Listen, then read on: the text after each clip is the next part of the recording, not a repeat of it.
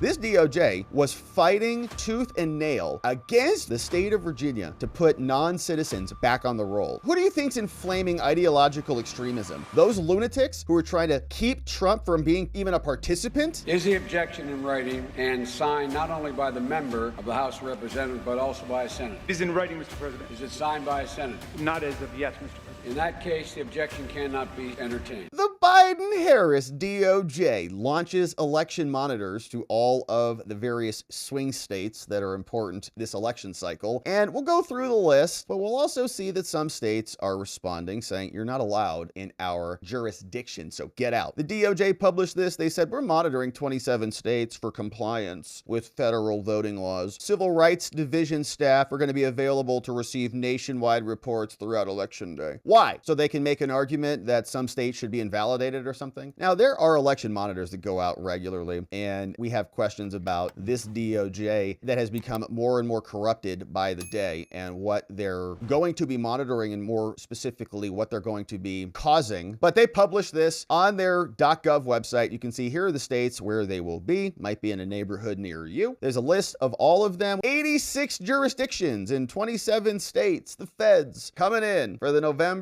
5th election. The DOJ enforces voting rights that protect the rights of all eligible citizens and even non-citizens. I mean, remember, this DOJ was fighting tooth and nail against the state of Virginia to put non-citizens back on the roll. And they were almost successful until the Supreme Court came in and told them to cut it out. The department regularly deploys its staff to monitor these things. And so they're going to be in Alaska. What's up? Arizona. They're all over the place. Maricopa County's the big one. California. They go to one county in California because they're like, well, we know we're going to win everything in California, but we should probably just send somebody over there, right? So he's like, well, my parents live in San Joaquin County. It's like, okay, fine, you can go. All right, so they're also going to be in Florida, Miami-Dade, Broward, others. We got Georgia, Fulton County. They're going to be hanging out with Nathan Wade in Fannyland. They've got Kentucky, Massachusetts is on the list. We got Michigan, several locations there, including Detroit. Maryland is on the list. Bunch of places in Michigan. Looks like 6 stops in Michigan. Pretty important state for them, so they'll be there. Minnesota, 3 spots. Mississippi, 3 spots. Missouri, Montana, 3 spots in North Carolina. They're in New Jersey, New Mexico, 1 stop in Nevada, Queens, New York, Ohio, Pennsylvania, Rhode Island, South Carolina, Dakota. Texas, they were scheduled for a bunch of places in Texas, but Texas is saying not welcome. 8 locations in Texas, and we're going to take a look at a letter from their folks that said no. Utah, Virginia, 4 stops in Wisconsin, another critical state. They say, okay, monitors are going to have a bunch of personnel and federal observers from the Office of Personnel Management enforcing various civil provisions, and they're going to be overseeing the elections. They're going to be available all day to receive questions and complaints. So that was my question. What are they doing there? Receive questions and complaints, and really acting as, I would say, muscle for anyone who needs it. Well, you're not allowed to ask for ID on that one. Nope, not on that one. Nope. Individuals and questions or complaints may be directed over here, and so they'll be there. Now, you can see this is from the state of Texas. They said, no, thank you. We don't want you here. Sent this right back from Jane Nelson, the Secretary of State. She says, okay, hey, Jasmine Richardson says, Deputy Chief, dear Miss Richardson, earlier today, the Office of Texas Secretary of State learned of a press release issued by the DOJ indicating that the department plans to, quote, monitor compliance with federal voting rights in 86 jurisdictions in 27 states coming up on Tuesday. The press release stated that the Justice Department would be sending election monitors to 8 Texas counties, Atacosa, and so on. Now, Texas law is clear. Justice Department monitors are not permitted inside a polling place where ballots are being cast or a central counting station where ballots are being counted. Thank you very much. As to the polling place, Section 61.001 of the Texas Election Code identifies those persons who may be lawfully present. And guess what? Federal inspectors are not on the list, nor are federal inspectors specified in the list of persons permitted in the central counting station while ballots are being counted. Rest assured that Texas has robust processes and procedures in place to ensure that eligible voters may participate in a free and fair election. Sincerely, your friend, Jane Nelson, Secretary of State from the great state of Texas. Don't come and participate and monitor our business. Now, they're not alone. Other states are also upset about this. You can see Republican leaders in some states are denying them entry. Oh, the DOJ's monitors are facing a new hurdle Capitol, Republicans not happy about it. Now, they say while they have a legal right to request access, I'm sure they do. I guess anybody has a legal right to request access, but it can be denied. Inflamed partisanship, they say from the Washington Post. Man, I hope Jeff Bezos really cleans house over here. Inflamed partisanship and ideological extremism, they say, has contributed to greater resistance to these activities in GOP-controlled states. Okay, who's inflaming the partisanship? You think maybe Jocelyn Benson, who is cutting videos with Hillary Clinton? You think maybe it's Jenna Griswold, who worked her butt off to try to keep Trump off the ballot? Or Shenna Bellows in Maine, who confirmed that? Or Chris Mays in Arizona, who's threatening Trump for making an obvious point about Liz Cheney wanting to send other people's kids to die? Who do you think's inflaming ideological extremism? Those lunatics who are trying to keep Trump from being even a participant? Yeah, that's who we're talking about. Republican leaders in Missouri and Florida, in addition to Texas, which flatly banned federal monitors in the 2022 midterm elections, said in recent interviews, yeah, our positions haven't changed. Justice officials are going to be rebuffed again if they come into our states. State of Missouri Secretary Jay Ashcroft accused the DOJ of using monitors to punish conservative states that have tightened voting ID laws and adopted policies of the Biden administration. Drawing from a state law that does not specifically list federal monitors as allowed to enter, he says, no, they're overstepping their authority. This certainly has become politicized, he says. Oh yeah, whose father, John Ashcroft, led the DOJ as the Attorney General under Bush. He said, quote, the Department of Justice lied when they came in and used pretenses to try to bully their way in when they knew what they were doing was not legal. In fact, in 2022, federal authorities sought access to polling sites in Missouri, home of the state capital of Jefferson City. They cited complaints saying the county lacked adequate voting machines for disabled people. Ashcroft rejected those complaints, says no it's not, said federal monitors who showed up on election day, stay outside, you're not welcome in here. In Florida, we got Secretary of State Cord Byrd. He said justice officials in 2022 failed to provide a valid reason for entering in Broward, Miami-Dade, and Palm Beach, prompting him and Ron to rebuff their requests. Get out. A spokesperson for Byrd's office said that this month the state law does not explicitly permit them to enter. Now, Justice Department officials whining, they declined to comment.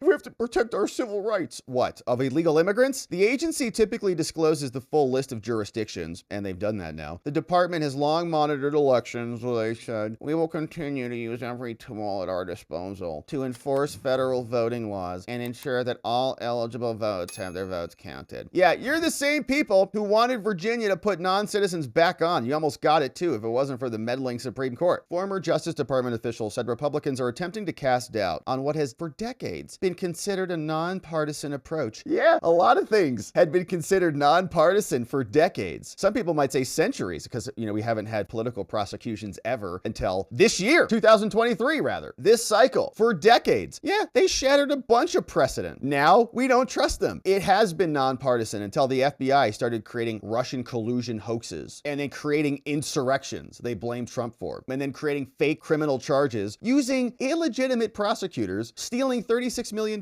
from the federal treasury. And then we're nonpartisan. Get out of here. Do you guys hear yourselves? You might as well put on a clown nose, okay? Nonpartisan approach from the DOJ. Put on your clown nose and shoes. Monitors aim to be as unobtrusive as possible.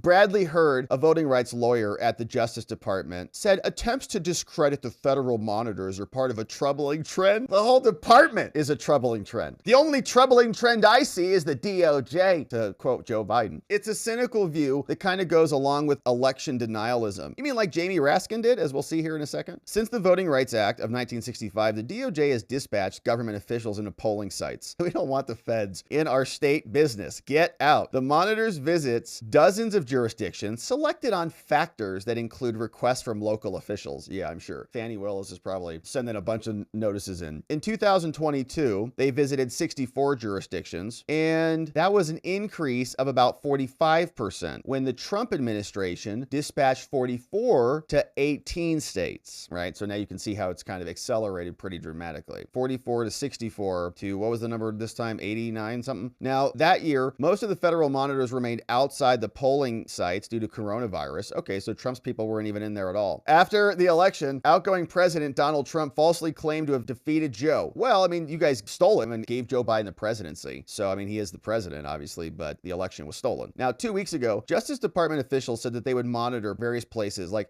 voter intimidation. Wow. They got complaints. This is why they're dispatching people. They got complaints about voter intimidation related to social media messages in Portage Portage, Ohio, urging residents to write down the addresses of people displaying yard signs or something. So they're going to go there and investigate that. In Arkansas, in various places, states are saying, we don't want you, don't come, thanks for nothing. And so you can see Texas sent a letter, said, get out. We've got this report in Georgia on what they're saying is happening there. This morning, the U.S. Department of Justice says it's sending election monitors to 86 counties in 27 states, including several here in Georgia. The election monitors will be here on Tuesday to ensure the integrity of the general election. This will be a 49% increase in the number of monitors they sent here for the 2020 election, and the most they have sent in 20 years. All 7 of the contested swing states are on this list, along with a mix of dominantly blue and red states. Here in Georgia, DOJ election monitors will be in Cobb, DeKalb, Fulton, Gwinnett, and the Macon-Bibb counties. All right, so everywhere in Georgia, the home of a bunch of problems last cycle, Fulton County is filled with shenanigans because Fannie Willis is in charge over there. We will support a free and fair election. No, we're not going to allow them to steal it in the states or steal it at the Department of Justice or steal it with any other election official in the country. If it's a free and fair election, we will do what we've always done. We will honor it. Okay, that's like the same thing we've been saying forever. Same thing Trump said. 2020 was not a free and fair election. They changed the rules based on COVID. We're watching them do it again. And that is the Democrats' history. They honor it. That is the big difference between the parties. One of the big. No, it isn't. What is it with these people? There are videos of 20 minutes of Democrats denying the results. Jamie Raskin himself, Jamie Raskin objected to Trump in 2016. And on that point, I'll tell you, the political scientists have told us the hallmark characteristics of a fascist political party. Number one, they don't accept the outcome of democratic elections that don't go their way. They embrace political violence as an instrument for obtaining power. And 3, they're not organized democratically, they're organized. Okay, so here it is. It's right here. You can see it. This was a while back from Jamie Raskin. His hair was a little bit different back then, but he objected to Florida's electoral votes. Here it is. What purpose is the member right? I have an objection because 10 of the 29 electoral votes cast by Florida were cast by electors not lawfully certified because they violated Florida's prohibition against dual office holding. Debate is out of order. Section 15 and 17 of the Title III of the United States Codes require that any objection be presented in writing, signed by both a member of the House of Representatives and a senator. Is the objection in writing and signed not only by the member of the House of Representatives but also by a senator? It is in writing, Mr. President. Is it signed by a senator? Not as of yet, Mr. President. In that case, the objection cannot be entertained. So he literally objected in 2016, and then he's going to sit there and lecture everybody, and Bill Maher's not even going to call him out on that. It's one of the most pathetic little patty cake games you've ever seen here. They might as well be 3-year-olds. Top down as a cult of a personality around a charismatic or allegedly charismatic